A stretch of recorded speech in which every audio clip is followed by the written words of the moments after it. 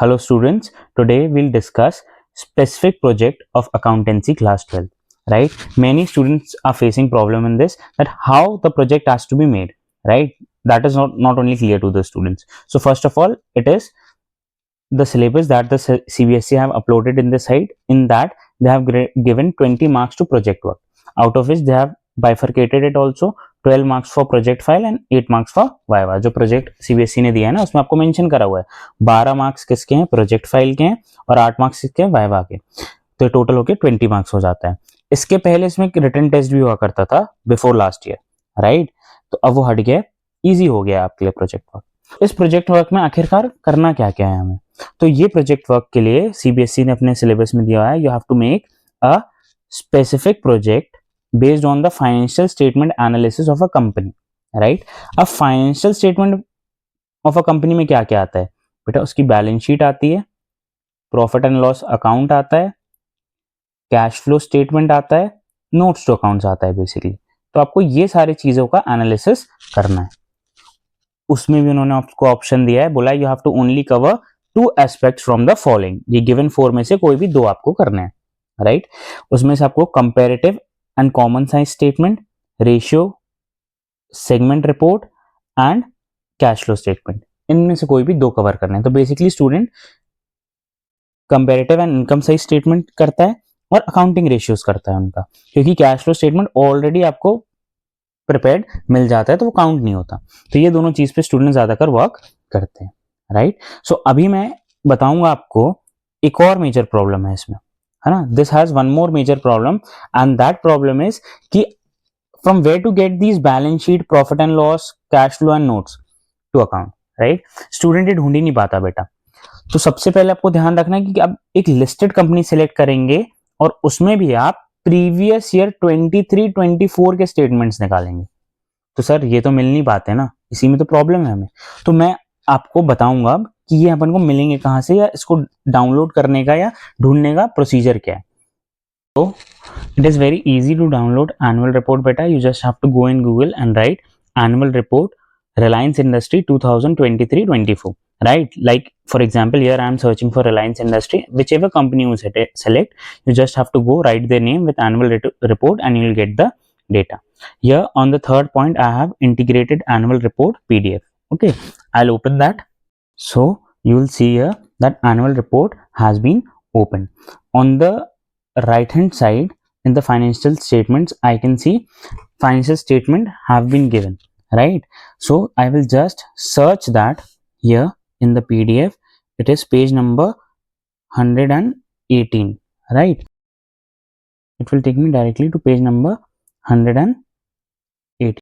Yeah, here we are, and the balance sheet and the profit and loss account is given below here. See, you can see the balance sheet, right? You can see the statement of profit and loss, and here is the statement of cash flow. So all the 3 easily you can get, and you can check the year also. It is for 23-24, right? And notes to accounts are also available. For more reference, you can see below, more notes to accounts are also available. So you can follow this procedure for any listed company and you will get it. So it is not a big task, right? You can easily find it. So we have seen now how we can find financial statements of a company, right? तो अब हमने देख लिया कि हमें कैसे एक company की बैलेंस शीट मिल सकती है, उसका प्रॉफिट एंड लॉस स्टेटमेंट मिल सकता है, उसका कैश फ्लो स्टेटमेंट मिल सकता है, और कैसे उसके नोट्स टू अकाउंट्स हम इजीली डाउनलोड कर सकते हैं, right? Now will come to another part of the project which will discuss mainly the index part, right? कि हमारे प्रोजेक्ट में क्या क्या चीजें होनी चाहिए। तो हमारे प्रोजेक्ट में से सपोज सबसे पहले तो हमने कंपनी डिसाइड करी, जैसे मैंने एग्जाम्पल में रिलायंस इंडस्ट्रीज को सेलेक्ट किया हुआ है ना? तो उसमें सबसे पहले उस कंपनी का इंट्रोडक्शन होना चाहिए। इंट्रोडक्शन में बेसिकली यही सारी चीजें आएंगी, किस एरियाज में वो काम करती है और क्या क्या चीजें वो इंक्लूडेड है उस कंपनी के अंदर।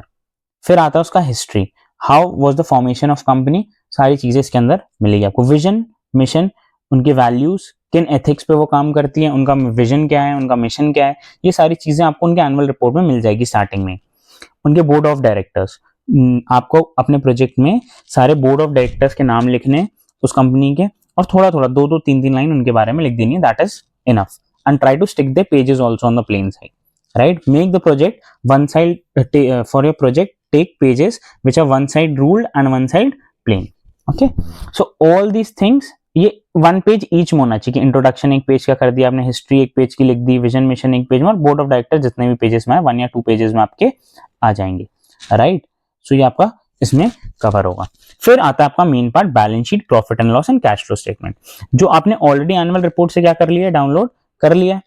अब आप अपने प्रोजेक्ट में क्या करेंगे, जब बैलेंस शीट में आएंगे तो पहले आप फर्स्ट पेज में बैलेंस शीट हेडिंग डालेंगे और इसके डेफिनेशन लिखेंगे, राइट, कि what comes under balance sheet या what a balance sheet actually is. ये सारी चीजें आपको पार्ट 3 बुक ऑफ अकाउंटिंग आपके क्लास 12 में मिल जाएंगी इजीली।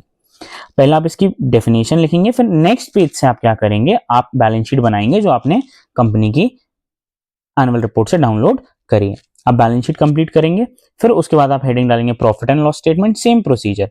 आप पहले इसका डेफिनेशन लिखेंगे, then from next page you will start making the profit and loss statement which you have downloaded from the annual report. Same you will do with cash flow, right? Cash flow के साथ भी आप same procedure करेंगे और ये आप वहां से बना लेंगे। तो अभी ये जितनी चीजें बेटा अपन ने प्रोजेक्ट में डिस्कस करी 7 पॉइंट तक, ये सारी क्या थी, ये सारी आपकी कॉपिंग पार्ट से रिलेटेड थी, है ना। ये सारी चीज तो आपको कॉपी करके बनानी है। Now comes the main part, that is the working part from ratios, right. तो रेशियोज में आपको क्या करना है बेटा, सबसे पहले आपको रेशियो हेडिंग डालोगे, आप उसका डेफिनेशन लिखोगे, अकाउंटिंग रेशियो का डेफिनेशन लिखोगे और ये 4 टाइप्स लिख दोगे कि ये 4 टाइप के होते हैं, राइट। फिर नेक्स्ट पेज में आप हेडिंग डालोगे लिक्विडिटी रेशियो, आप उसका डेफिनेशन लिखोगे और लिक्विडिटी रेशियो के अंदर जितने भी रेशियो आते हैं, सपोज जैसे करंट रेशियो आता है ना, और क्या आता है इसमें, लिक्विड रेशियो आता है, तो ये दोनों रेशियो के नाम लिखोगे। फिर नेक्स्ट पेज में आप हेडिंग डालोगे करंट रेशियो, उसका डेफिनेशन लिखोगे और वहां पे फिर उसके नीचे फॉर्मूला लिख के उसका कैलकुलेशन दिखाओगे आप। वैसे फिर नेक्स्ट पेज में जाओगे आप same, and you will write liquidity ratio, and in that below you'll write the definition of liquidity ratio, the ideal ratio, in current ratio also you'll mention ideal ratio and their formula, then you show the calculation। और on the plain side अपने project को और attractive बनाने के लिए आप इसका graph बना सकते हो कि 2022 में मेरा करंट रेशियो इतना था, 2024 में कंपेरेटिवली इतना हो गया। That makes your project more attractive बेटा।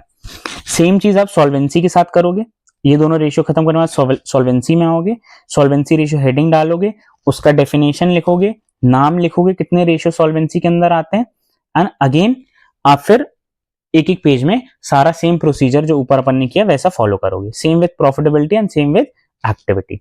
ये सारे डेफिनेशंस बेटा जो मैं बोल रहा हूं आपको इजीली 3rd बुक में मिल जाएंगे और formulas, right, you can see from there.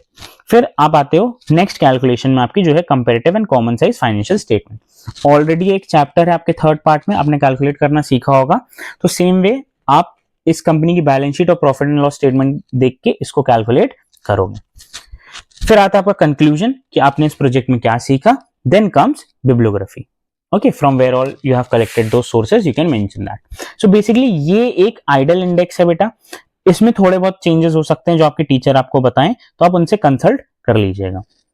This was for today, do subscribe the channel because आने वाले टाइम में मैं बहुत सारे सैंपल प्रोजेक्ट्स इस चैनल पे शेयर करूंगा, राइट।